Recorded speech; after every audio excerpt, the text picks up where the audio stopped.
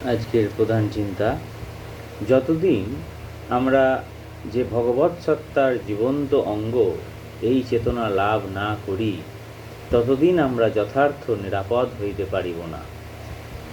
হায় প্রভু, করি আমি তোমার অনুগমন, কি কম্পিত দুর্বল পদক্ষেপে। করিবে কি কৃপা মোরে দাঁড়াইয়া ক্ষণিকের তরে।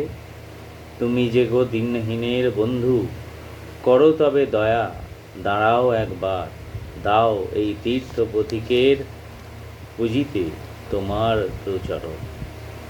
উপদেশ: মানব জীবনের উন্নত ভাব ও অনুভূতি কেহ ব্যাখ্যা অথবা গণনা করিতে পারে না।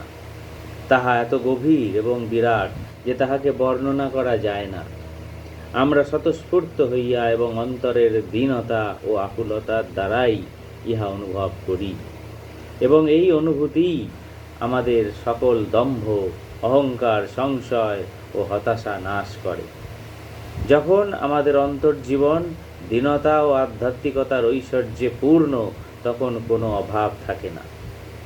এই ধনের অধিকারী হইয়া আমরা সমভাবে সুখ দুঃখের সম্মুখীন হইতে পারি। তখন আমরা এমন এক শক্তি লাভ করিয়াছি যে সেই শক্তি আমাদের সকল অবস্থায় অবিচলিত করিয়া রাখে।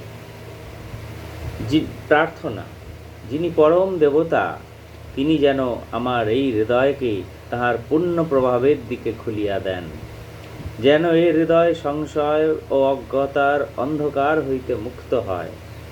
তিনি যেন আমার দিব্য দৃষ্টিকে প্রসারিত করেন এবং তাহার প্রতি প্রাণের ব্যাকুলতা বাড়াইয়া দেন।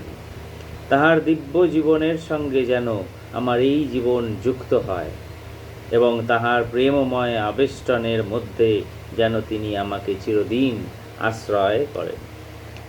জয় ঠাকুর, জয় মা, জয় স্বামীজি মহারাজ।